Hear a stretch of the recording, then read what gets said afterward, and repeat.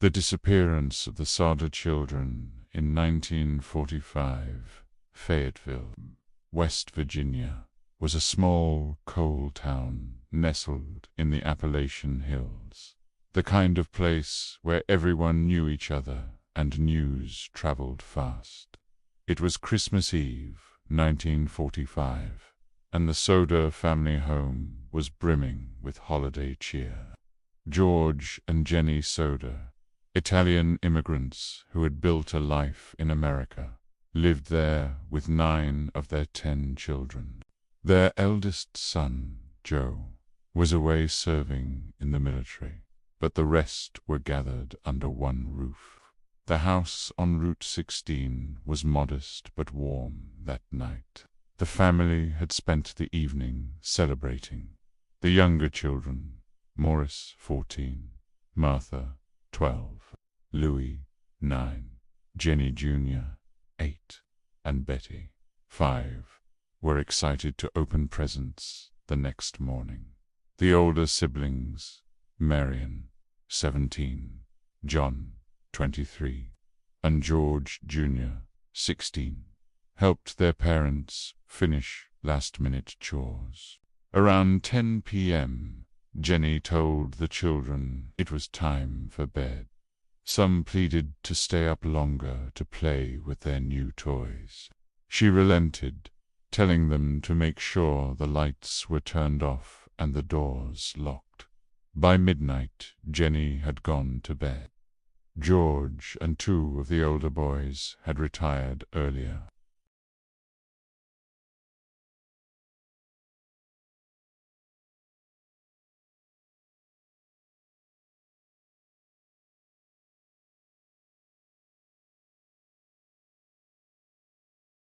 She sat up, startled, but hearing nothing further, she drifted back to sleep. At 1 a.m., she awoke again, this time to the smell of smoke. Racing to the hallway, she saw flames engulfing George's office and the staircase leading upstairs where 5 of her children slept. Panic surged through her. She screamed for George and the older boys. The family sprang into action. George tried to reach the children upstairs, but the staircase was a raging inferno. He called out their names, but there was no response. He tried to run outside to retrieve a ladder that always leaned against the house's side, but it was missing.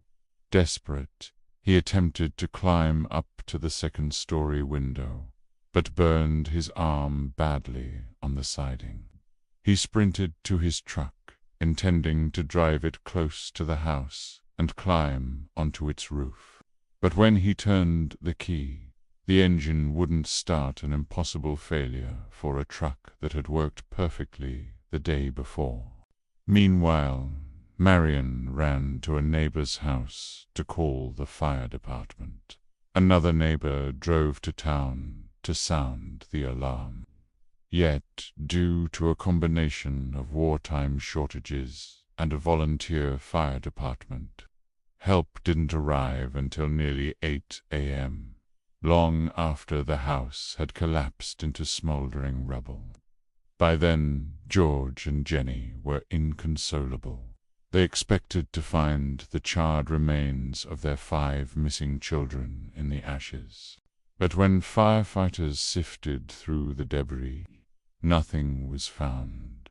No bones, no teeth, no trace of human remains whatsoever. The official conclusion was that the children had perished in the fire, their bodies completely incinerated. But Jenny refused to believe it. She had read that even in house fires far more intense than theirs, bones were always found. She tested the theory herself by burning small animal bones in a wood stove. After hours, fragments remained. How, then, could 5 children, some of them nearly teenagers, vanish without a single trace? The more George and Jenny thought about it, the more disturbing details emerged. First, there was the strange phone call Jenny received shortly before the fire broke out.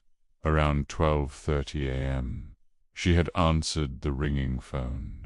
A woman asked for a name Jenny didn't recognize, then laughed oddly before hanging up.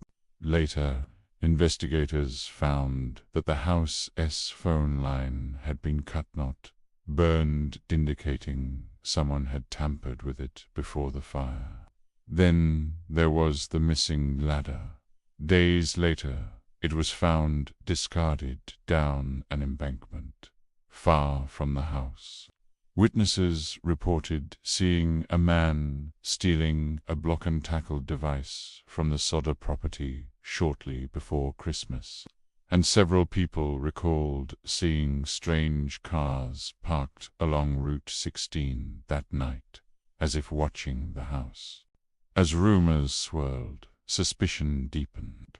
George Sodder had been a vocal critic of Mussolini and the Italian fascist regime, even after World War II ended. Heated arguments had erupted in Fayetteville's Italian-American community over his outspoken views. Some believed this animosity might have played a role. Months earlier, a stranger had come to the Sodder house, offering to sell them life insurance. When George declined, the man allegedly warned, "Your house will go up in smoke, and your children are going to be destroyed. You will be paid for the dirty remarks you've been making about Mussolini."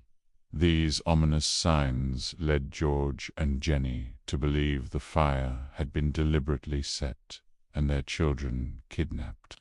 In the years that followed, the Sodders pursued every lead. No matter how, they hired private investigators. They sent photographs of their children across the country. They followed tips from psychics and strangers alike. In 1946, a bus driver reported seeing several children matching the Sodder kids' descriptions, peering out of a car window the morning after the fire.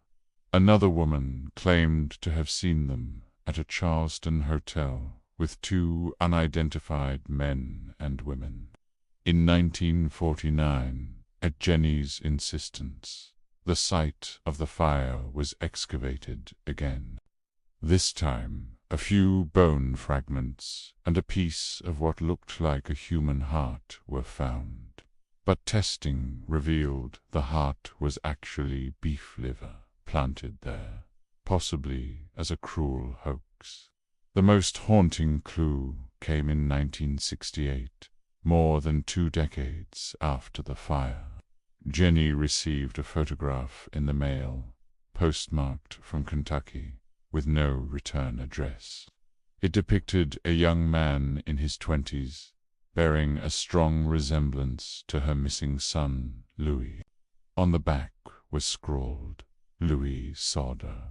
I love Brother Frankie. Ill boys." A 90132 or 35. The meaning of the cryptic message was never deciphered. George and Jenny displayed the photos on their fireplace mantel for the rest of their lives, convinced it was proof their son and, perhaps, the others had survived. Despite their tireless efforts, the mystery remained unsolved. The FBI eventually closed the case, deeming there was no evidence of foul play. Local authorities stood by their conclusion that the children had died in the fire. But George and Jenny refused to accept that answer until their deaths, George in 1969, Jenny in 1989. Even today, their surviving children continue to search for the truth. Theories abound. Some believe the children were abducted by members of organized crime. Others think they were taken by relatives or enemies of Georgia. Skeptics argue the fire simply burned hotter than expected, leaving no remains. But with each passing year, the likelihood of definitive answers fades. What happened on that cold December night in 1945 remains one of America's most chilling mysteries. Was it a tragic accident, or a meticulously planned abduction masked by fire? Did 5 young lives end in those flames, or were they spirited away into a shadowy world, never to return? For the Sodder family, the absence of closure was the cruelest wound of all. Every Christmas, as carols played in town and lights adorned windows, their hearts ached for the laughter that had been stolen from their home. And in Fayetteville, the story lingers, whispered like a ghost in the mountains, a reminder that sometimes the darkest mysteries hide in the glow of the holiday season.